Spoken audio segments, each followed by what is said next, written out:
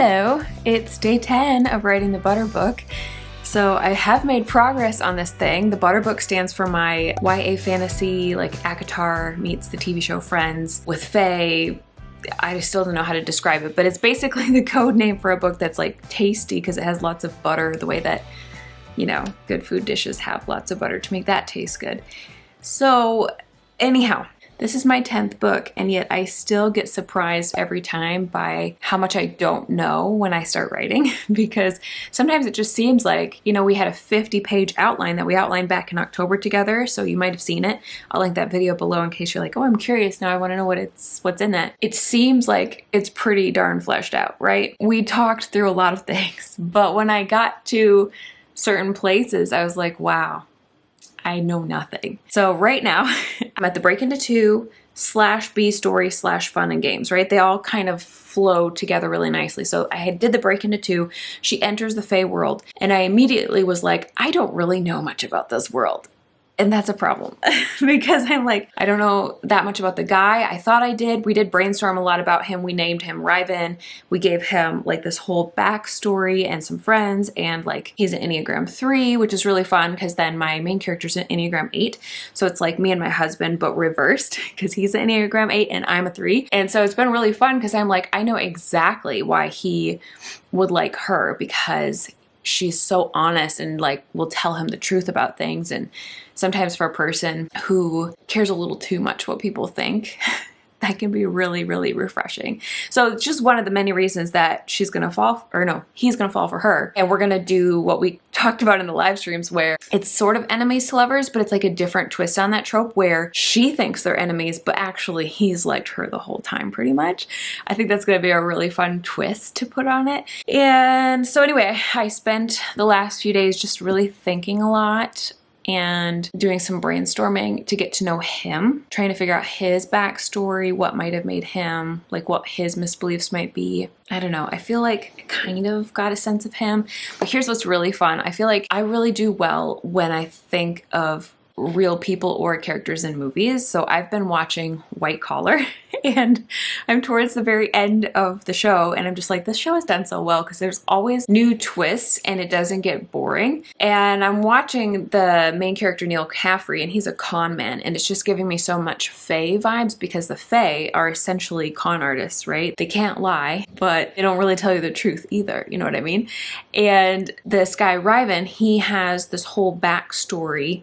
I can't remember how much we talked about it in the live stream, but I think we kind of discussed how maybe he's actually from a different court. And so his whole goals throughout the story are going to be that he is trying to get back home. And I was just like, what if I just lean into this con artist vibe like Neil Caffrey in White Collar, and I just like really have him have constant schemes going on with his friends? I have put heists in my books before. Like if you've read The Stolen Kingdom, there's a great example. Caden and his crew. I just love it. And I really want to flesh out this guy's crew even more and have them all be like the TV show on Friends, where they all are really unique and fun and entertaining to like follow along with. But anyway, I ran into 2 big problems when I finished the break into 2 and she's in the Fae world, and I'm like, problem number 1, I don't really know the love interest as well as I thought I did. You know that saying where it's like, don't have all your other characters be there for the sake of the plot? They all believe themselves to be the main character in their story. And so he, as the main character in his own story, needs to have a purpose and a goal outside of my character that just happens to conflict with my character, or my main character. And that was the first issue, because I'm like, when he's interacting with her, what is his goal? What is in his mind? Why is he doing the things he's doing? Because that could really affect which direction I go. And I kind of have a sense of it, and I was playing with it today, and I'm starting to get really excited. The second problem I ran into was that I just don't know a whole lot about this world. And the fun and games beat is where all the Fae friends come into play, and she is looking for her family, and there's going to be, I believe we decided, some victories, right? Let's see. Yeah, we wrote that she's on an upward path towards a false victory. So everything seems to be going well, and she's going to sneak in. She's going to have some things be successful and find her family's trail somehow. And I thought, you know, this is very fleshed out. Tons of stuff to go on here, but not really, because where is her family? What does this court look like? How does she find them? How does she not get seen by the other Fae? She's wearing like this totally human looking outfit and they are dressed differently. And how does she blend in? What does their tunnel system look like under this tree? So it's a lot that I realize I don't know. And it's been kind of a half brainstorm, half write, half brainstorm, half write situation where I just am discovering it as I go. Even though I plotted, I'm still ending up being a discovery writer. So anyway, let me catch you up. Day 8, I wrote 630 words, and that was all brainstorming the backstory. It was nothing to do with my actual document itself. I was in a Google Doc kind of writing out the actual story of my main character being abandoned by her mom. That was actually really cool. You can pause to read if you want to. Just keep in mind, this is not final draft. This is literally just a rough draft sketch that I'm using to help myself get to know the characters. So don't treat this like actual writing, okay? It probably has plot holes in it. But then day 9, I wrote 1,059 words because I'd done some of that brainstorming and that really helped. And I also had my mom helping yesterday, so I had a lot more time than usual. So I expected to get a lot more words than that, but I had to do a lot of brainstorming first before I could get those words. And then today so far, I have written, okay, oh, this is embarrassing. Well, I should say every day so far, I've been going back to read what I wrote the previous day and slightly editing it. And that's helped me kind of get into the story. That's been really, really helpful. That's a random tip. But I haven't been tracking what I add and take away from that. I kind of just like do little tweaks here and there. Maybe a couple sentences. I don't know. So let's say maybe 50 words added. And then as of like brand new words going forward, I don't want you to read it, but you can see the highlighted bit there. That's 244 words. And that's it during like the last hour. So it's been slow, but I don't know if you can see all of this that comes after the actual story. These are all bullet point ideas for me brainstorming what comes next. That's just kind of how I discovery write, is I just kind of bullet point what I think I might write the next day or what I'm picturing coming next. And that helps me the following day kind of get into it faster. So if you're interested, I'll link below my video about bullet point outlining because that also helps me a ton. But I don't know.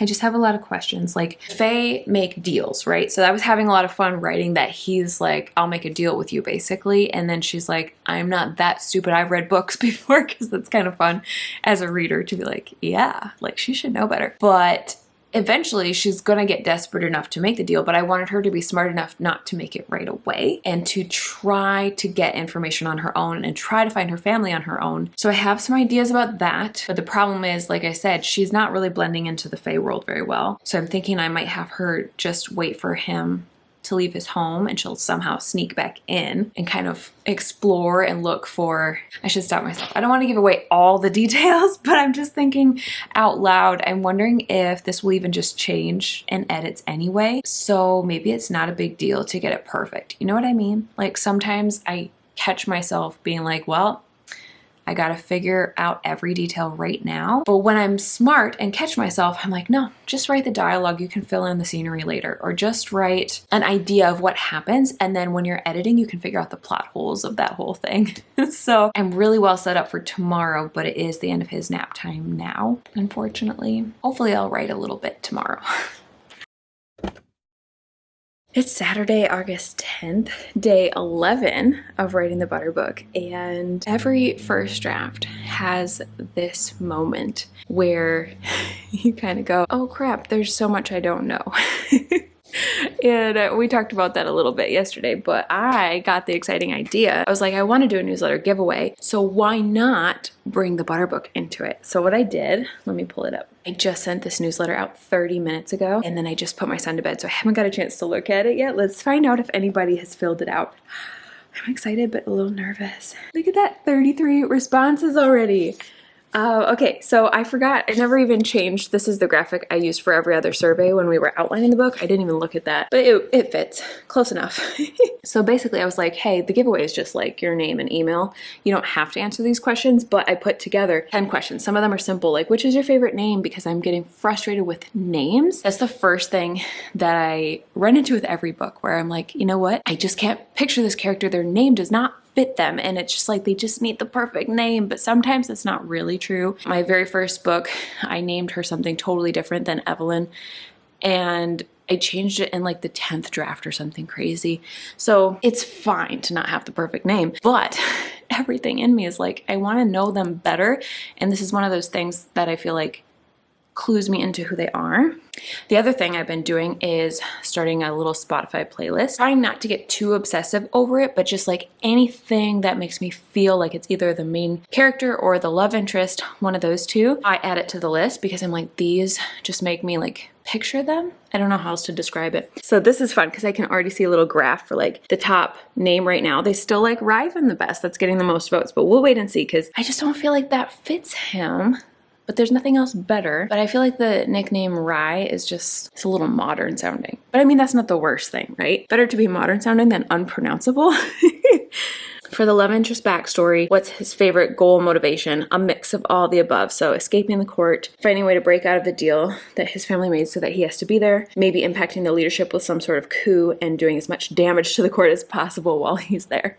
I love it. The winning name for the main gal character is actually Bryn now. I kind of like that, but Bryn and Riven, it just like, it's a little too similar, so I have to keep that in mind. But I kind of like that. It does seem like it fits her a little better. I think Mara was too soft, and she's not a soft character. For number 4, I said, right now I'm stuck at the beginning of the fun and games beat when our main character is about to go searching for her family. So help me decide, like, one of the directions I could go is she could get taken in by the love interest and his friends fairly early on, and they help her like blend in wardrobe-wise, especially like tips for how to interact. Option 2, she could just stumble her way through things and get into awkward and dangerous situations, like her modern clothes totally stick out. She accidentally makes a ton of bad deals, etc. Or option 3, maybe a mix of the two where we get some stumbling and mistakes, but then the love interest like swoops in and helps her. And that was like literally 73% of people want that. We'll see if this changes. This is, by the way, literally the first half hour. So I'll put the final results on the screen in case you're curious to see if it still is what I'm saying right now. But number 5 was when it comes to Fae deals, what would be the most entertaining? If our MC makes a ton of deals out of desperation, maybe like short ones that she thinks are smart and she thinks won't have consequences, but they do. Or maybe she just makes 2 or 3 deals before she like draws a line. She's like, no, I'm not this stupid. Or she could make like multiple deals, but only with a love interest. And she just kind of keeps digging the hole deeper because she could like make one deal and be like, this is not working for me. How about I like try to negotiate it? And then the deal gets worse instead of better, etc., etc. Or we could say maybe just the one deal with a love interest to help her find her family. It's really the only deal she has to make. And then she could just refuse to make any others, which is the smartest move, but probably not as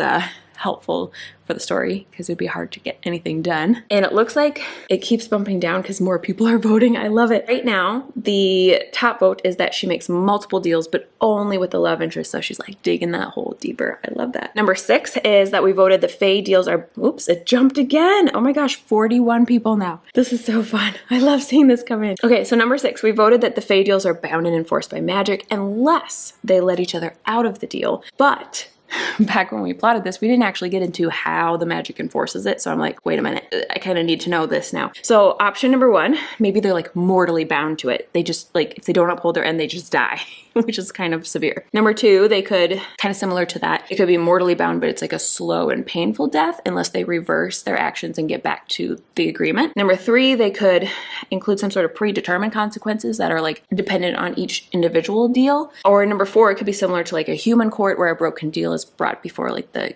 king or queen of the fairy court, something like that. So it looks like right now 53% are voting that it's like predetermined consequences that depend on each individual deal. So that's tricky because that makes more brainstorming for me. But that's okay. That's good because it's more interesting that way, right? Although I wonder if it'll change. I'm gonna hold off on the specifics. I might put some of these story decisions in brackets in my first draft and be like, either this or this happens.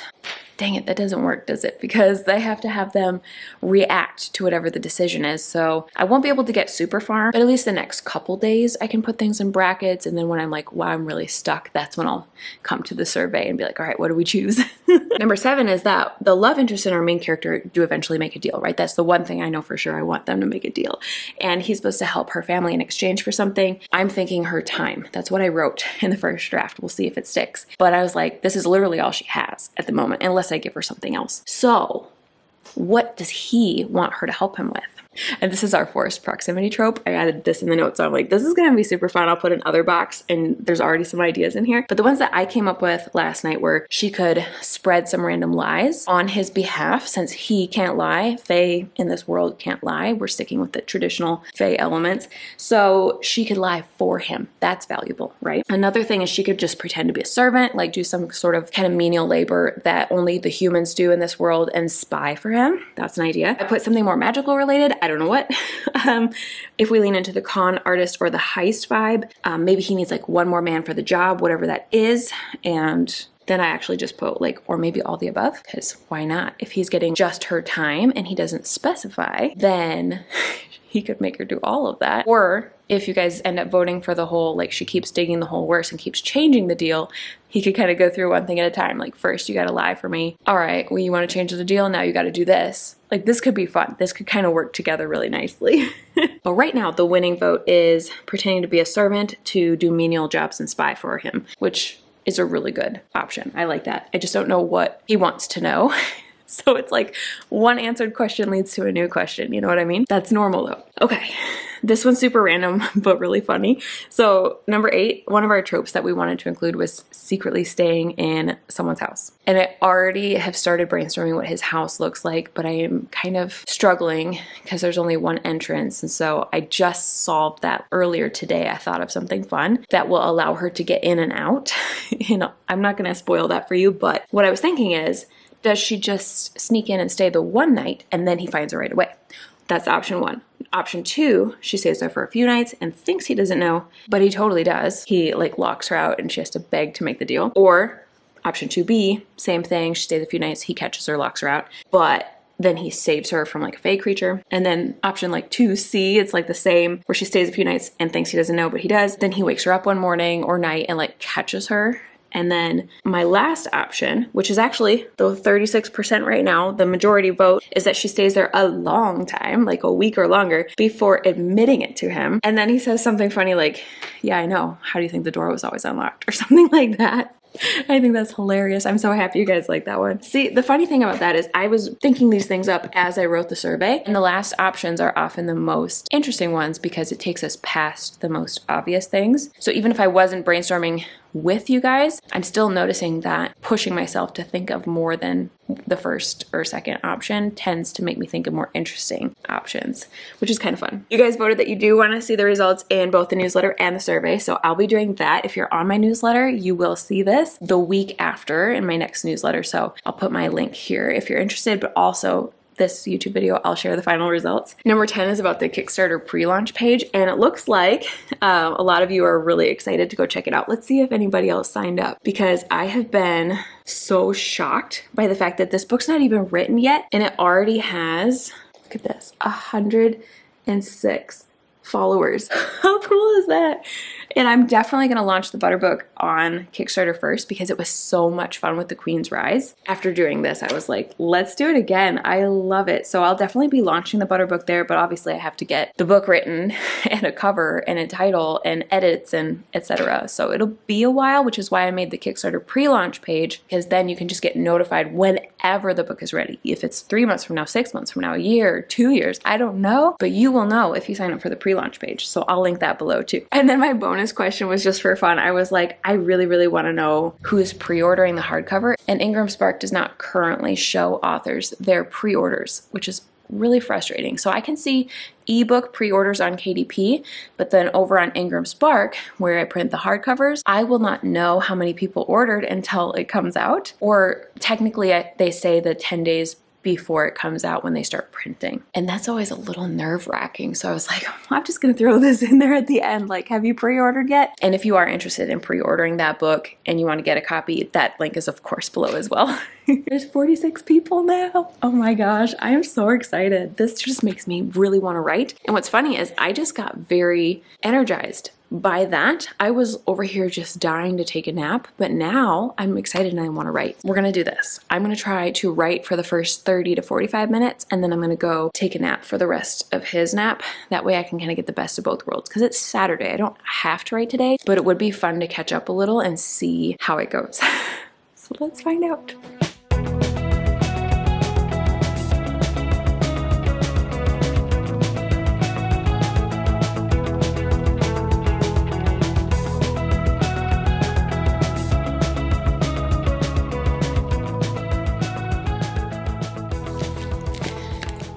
Okay, I wrote 862 words.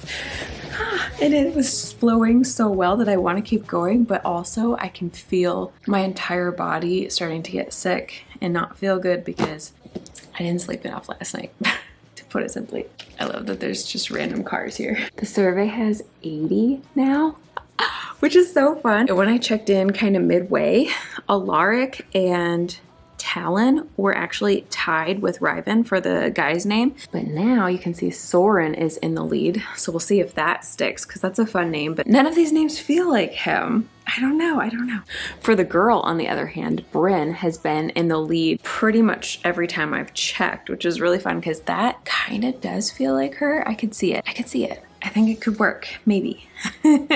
What I really love is that there's some obvious winners here. Like, I won't go into these all over again, but like this one is a little more tied. Nope, sorry, the green is actually the winner there. What am I saying? And this one, the purple, is clearly the winner, and that one, the green. I just love it because it makes it so easy to know what you guys are excited about and what's most interesting. Can't wait. It's making me excited all over again, which is good. So clearly, if I need inspiration, I should come to this and maybe do more surveys down the road because it just makes me excited about the story. I don't know what it is about it, but we are at, if you don't count my bullet point notes there at the end, which is stuff that I'm planning to write next, then I am at 9,793 words total. So about to cross 10K, and that's so exciting. So we'll end with a couple fun notes, just things that I wrote down that I wanted to share with you about the story so far. For the beginning, this is interesting because I am struggling to figure out how to start in a contemporary world, but it's actually a fantasy novel. I've never done this before. Everything that we brainstormed is in there, like being taken by the Fae, the mysterious supernatural elements, the fairy trees rising above in the distance, the odd-looking fae that she runs into, the fairy underground entrance, etc. But because she is human and she's trying to, I guess, rationalize them, they're being described in a very human way. So anyway, that's an editing problem, but I just kind of noted it. I put comments in my Word doc whenever I'm like, I see something that I want to edit now, but I'm not in editing mode, so I'm going to make a note of it for when I come back and just keep moving forward, because that's really an easy way to get bogged down is if you try to just keep re-editing the beginning over and over, and I don't want to do that. When I do come back to edits, I know I need to kind of foreshadow the fairy side of things more, the fae side. Fairy? Fae? I think fae is what I should be saying. Anyhow, I think that I've hinted at it a lot. What chapter is it that she's like, oh, you're a fae? Okay, so it's like right at the end of chapter 3. So the first 3 chapters, the bomb kind of drops at the end of chapter 3. So depending on how long the book is, those 3 chapters probably would all be in a Kindle excerpt. And I think that plus the blurb might be enough for readers because they might be like, okay, I know this is a fantasy book from the blurb, and I'm reading it trusting that these little foreshadowing things are all going to lead somewhere, and then boom, as long as the Kindle excerpt does show that big reveal part, I think that might be enough. You know, I think that'll be a question for beta readers and critique partners, honestly, because sometimes it's good to get outside perspective. So I think I'm just going to leave that. And then the other thing that I was really struggling with for the beginning was the universal fantasies, which we talked about in the first video. I'll link that one below if you missed the other videos in this vlog series, but I kind of talked about how Theodora Taylor, who writes that book, Universal Fantasies, says put one in every single scene. But I really struggle with beginning scenes. I feel like as soon as the love interest came on the page, I was like, this is so much fun. I'm already sprinkling in their banter so fun, and I just love it. And I can see this, and I can see this, and this is a universal fantasy, and that's a universal fantasy. So it gets really easy when you get to the fun and games and the break into 2. But the initial setup, sometimes it's like, I don't know. Yeah, I don't know if it's working or not. But again, that's an editing problem, right? I did the best I could. So I think I'm going to keep moving forward. I'm officially in the fun and games, and I get to use this survey to just, oh my gosh, have so much fun with it. I think I'll end the vlog here, and I'll let you know how it goes in the next one.